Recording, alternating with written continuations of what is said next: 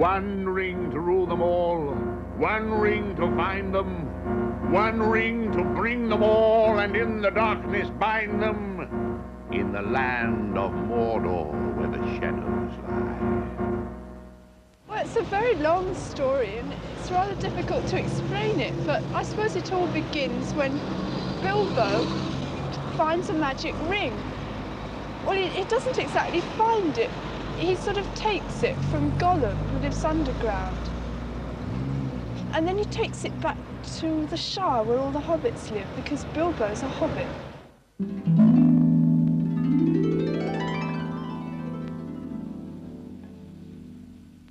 In a hole in the ground, there lived a hobbit. Hobbits were small creatures, about 3 foot high. 4 foot high, curly hair between toes. And on the top. And the sort of person who enjoys 5 meals a day.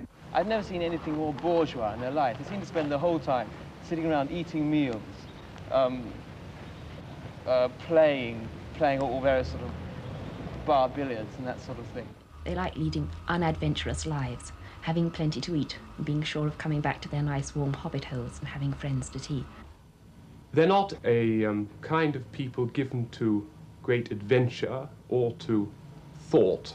But some members of the hobbit race have a strain in them which they don't really like to admit to, which is rather adventurous. And so occasionally hobbits go out on wild adventures. It's finally the old basic thing which must have occurred often in literature, the reluctant hero. And the story, in essence, is the adventures of this little chap. Then, of course, you move out into the wilder world where the imagination can be let go.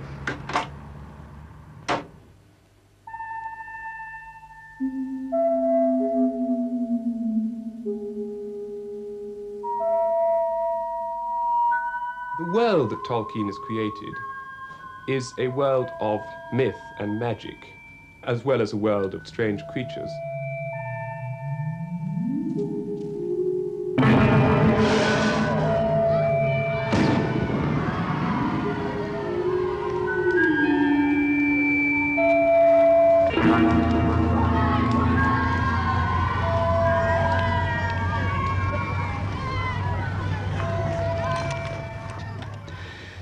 The actual beginning, though it's not really the beginning, but the actual flashpoint was, I remember very clearly. I can still see the corner in my house in 20 Northmoor Road where it happened.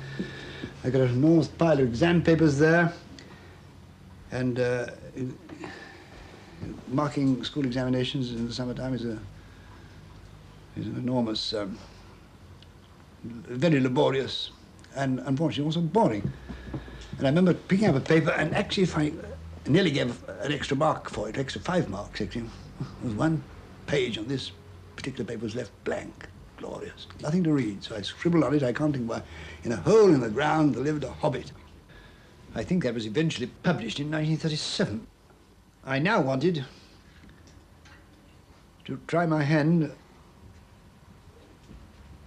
at writing a really stupendously long narrative and to see whether I had sufficient art, cunning, or material to make a really long narrative which would hold the average reader right through.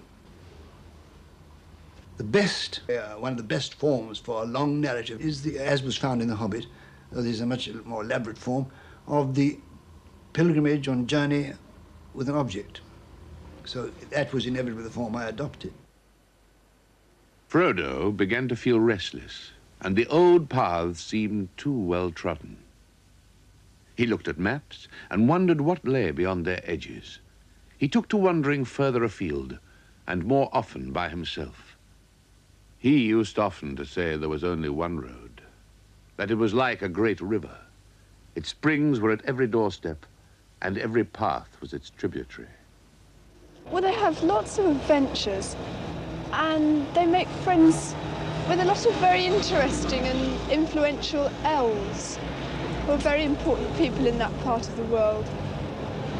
But finally, they're attacked by the orcs, these horrible sort of goblin creatures.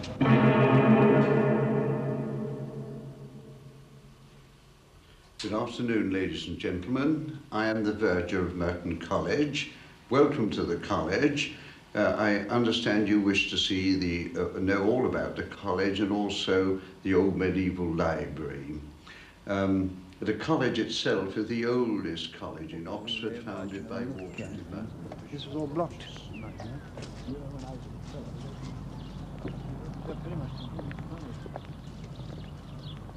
Of two very English and extremely British parents.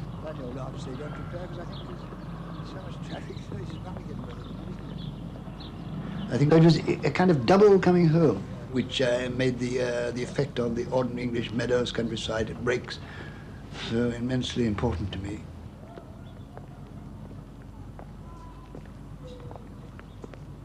I was, on the whole, a rather puny, over-mothered, timid little creature who was not much of a success. I eventually became a fairly ordinary scholar. Turned out to be good at rugby football, of all odd things.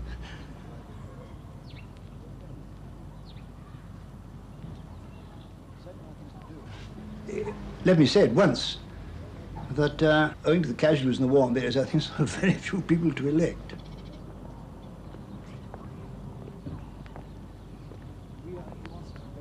Too big a job for me, really.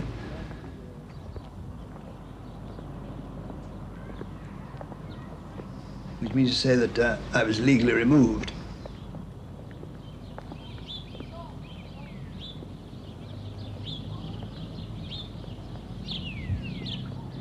It's a pity it couldn't be in the springtime when that tree wouldn't look sad, but covered with leaves, you see. Look old but not sad. And these, that looks like kind of plain, doesn't it? Something. Whatever that tree is, and these are limes. But all the limes have such a, however old they are, they're lovely green in spring. I have always, for some reason, I don't know why, been enormously attracted by trees. All my works is full of trees. I suppose I have actually, in some simple-minded form of longing, actually would like to. I should have liked to be able to make contact with a tree and find out what it feels about things. And the old Ent says a few things, doesn't it, about feeling the sap run up and the opening to the sun. Trees, and a lot of trees have gone, big trees from there, you see. It was much more woody, and there was a long line of trees, this kind only younger, all along the wall, so those houses couldn't see you and you couldn't see them when they were in leaf. Yes. It was a much more secluded garden. They chained the scholars instead of the books. I said, you'll pardon me, madam, been very foolish of them. She said, why? I said, our scholars come and go. Our books must remain with us. She said, thank you very much. I said, it is my pleasure. There was that's the dreadful. The cans were all togged up. I've never seen them so tidy.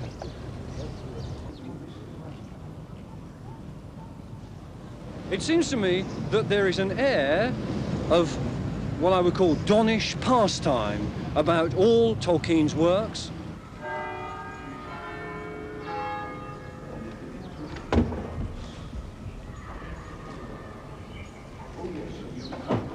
Can't get out. There's a great damn thing in the way. I'll try and climb up, won't I?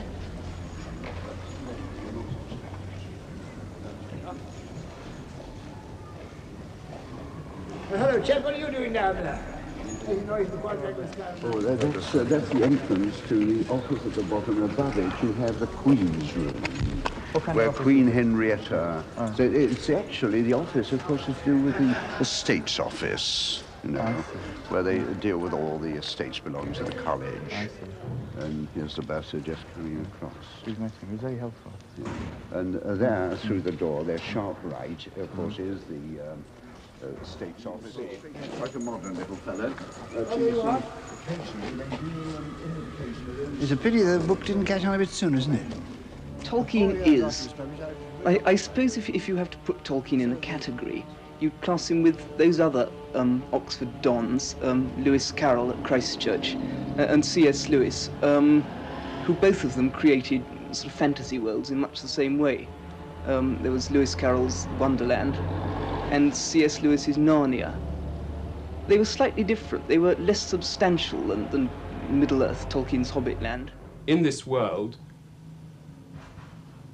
Tolkien has placed different countries, different races, different languages, and he has given it all a sense, gives the reader a sense of solidity. Because Tolkien remained very much a scholar when he wrote his book. He's never scientific. Even mountains are described by the way they think, which is not a precisely modern idea. In fact, he's not writing in the science fiction genre, is he? It's more like a glorified fairy story.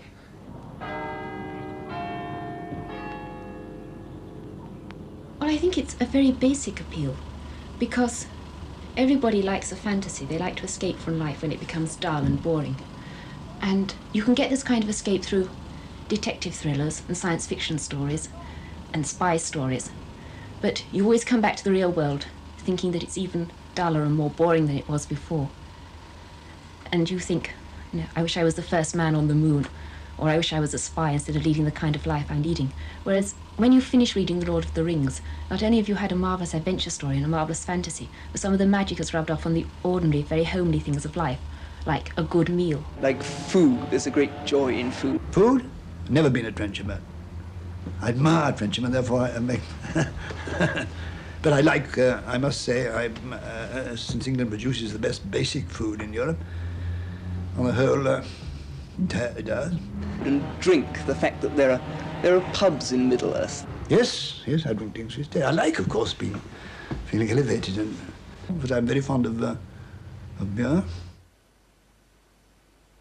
They were washed, and in the middle of good deep mugs of beer, when Mr. Butterbur and Nob came in again. In a twinkling, the table was laid.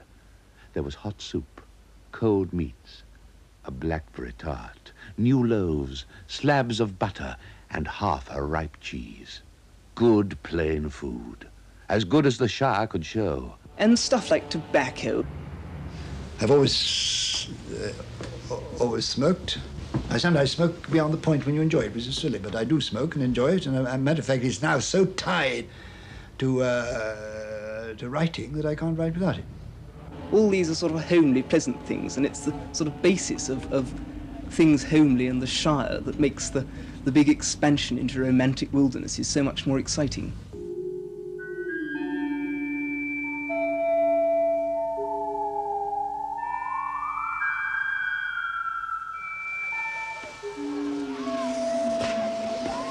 The fireworks were by Gandalf.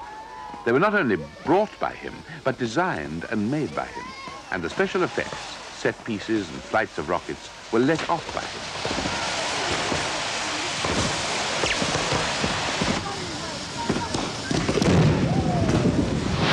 That's a good one. I'm going to hide that one. There were rockets like a flight of scintillating birds, singing with sweet voices.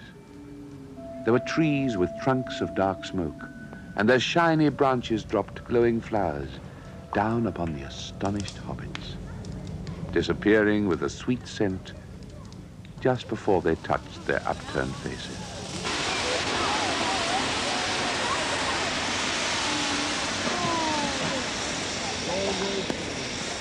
That is the signal for supper, said Bilbo. Hey! I think the important thing when one reads Tolkien's works is not to let this pretty fairy tale lead one into accepting the basically reactionary doctrine that lies underneath it all. I mean, conservatism is quite all right when it's based on something, but his sort of conservatism, that is the West, Numenor, the dwarves, elves, etc., is based on absolutely nothing at all. I mean, you can't escape into the world, because into the Middle-earth, because he's very cleverly incorporated the features of our world that he most dislikes in it. I mean, if you're looking in Tolkien for a sort of pastoral paradise, you won't find it, because all the time there's this menace of Sauron lurking in the east, represented as ugly, dark, black, toiling, living in holes in the mountains. Well, these people are obviously the proletarian masses trying to achieve a revolution in a basically feudal society.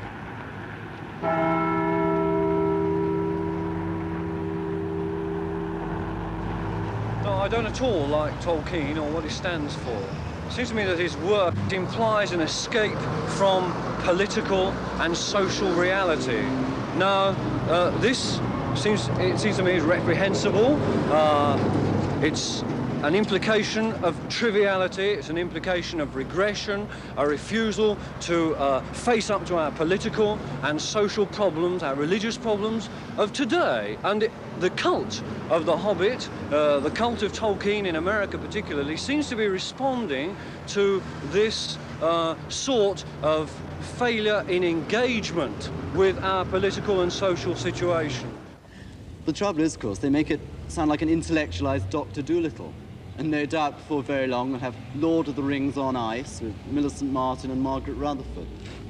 But it will become a cult, as it is a cult in America now, where the constant symbol is seen, Frodo lives.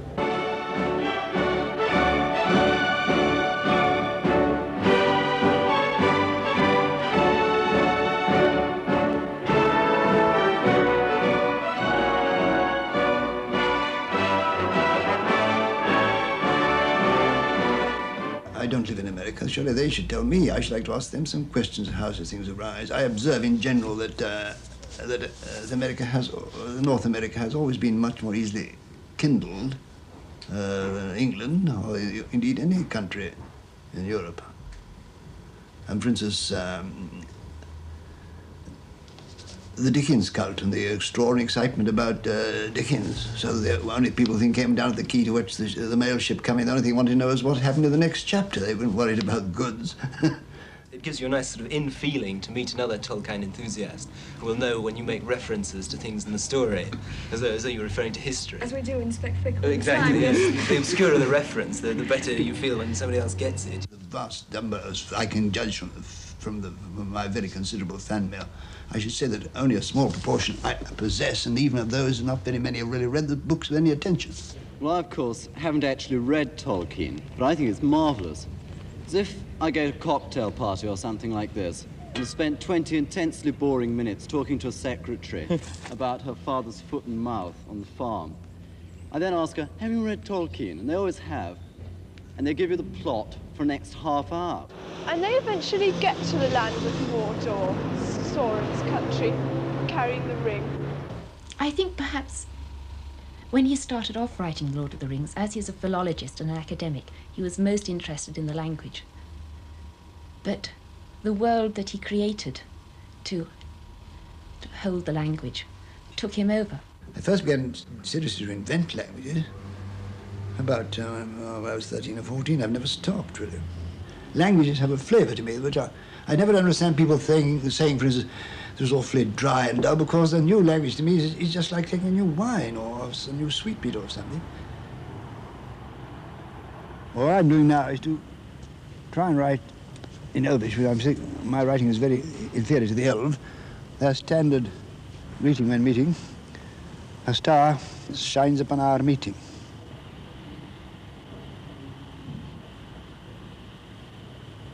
Oh, God. I made a mistake, never mind.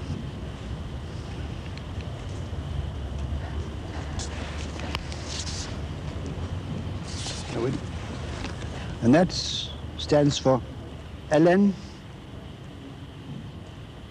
Sila, Lumen, Aumenti Elvo. It's a rather beautiful language, I think. Well, some people seem to sort of take a delight in being able to sort of think in Elvish, which seems a little odd. No. I wouldn't mind other people knowing it and enjoying it, but I didn't really want to like some people who've been equally inventive in language have done, to sort of make cults and have people all speaking it together. No, I don't desire to go and have afternoons talking Elvish to chaps. One thing, of course, Elvish is too complicated. I've never finished making it. And they travel on in this sort of dark, horrible place. It's impossible to give the story, any story that's worthwhile, in a couple of sentences. And they eventually come to Mount Doom. I suppose that it's escapist in a way. Well, it is meant to be escapist, because I use escapism in its proper sense. It was a man getting out of prison. I don't think one has to say it's an allegory. People do not fully understand the difference between an allegory and an application. You can go to a Shakespeare play and you can apply it to things in your mind if you like, but they're not allegories. At least most of them are not. There's more allegorical elements, for instance, in the Tempest than in most, but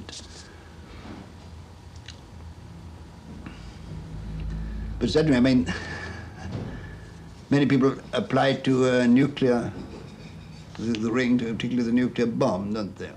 I think that was in my mind, is the whole thing is only an allegory of it. Well, it isn't. No other book has frightened me quite as much as that. I've never had such an intense sense of evil. One reviewer once said, "This is a jolly, jolly book, isn't it? All the right boys come home and everybody's happy and glad." He said, "It isn't true, of course. He can't have read the story."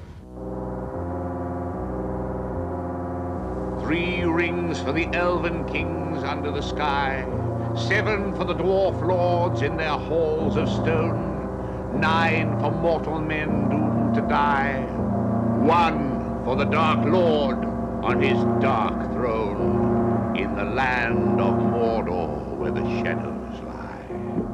1 ring... Ashnazga Gimbatul, Ashnazga Thrakatuluk, Ach Burzumishik. To rule them all, 1 ring to find them, 1 ring to bring them all, and in the darkness bind them, in the land of Mordor where the shadows lie. I invented that in a bath, I remember.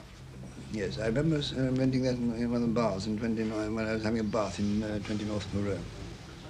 I still remember kicking the sponge out of the bath when I got the last slide, thinking that will do, all right, and jumped out.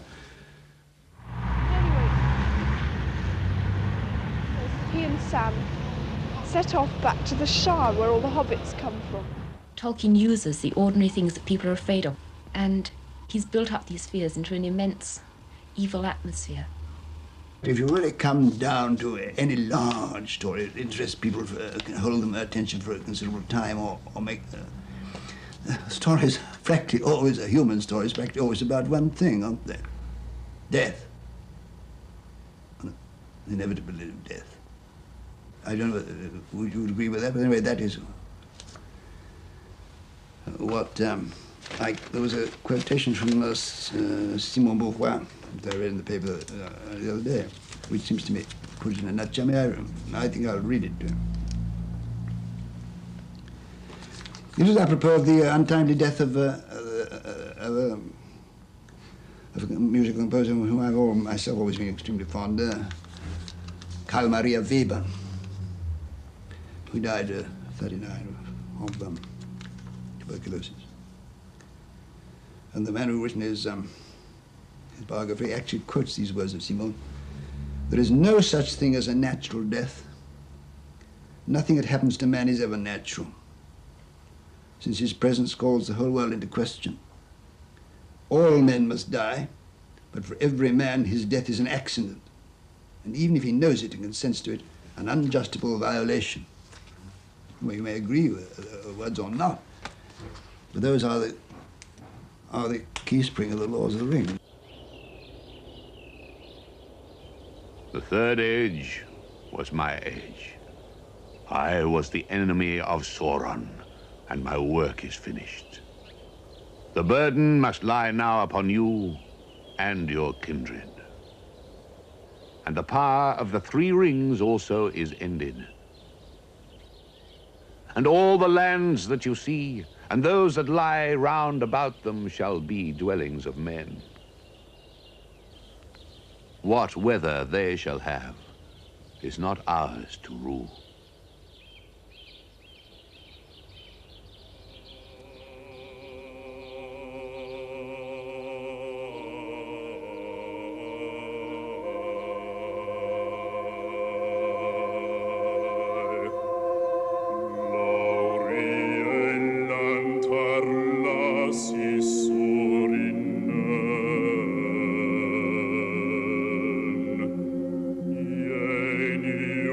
Not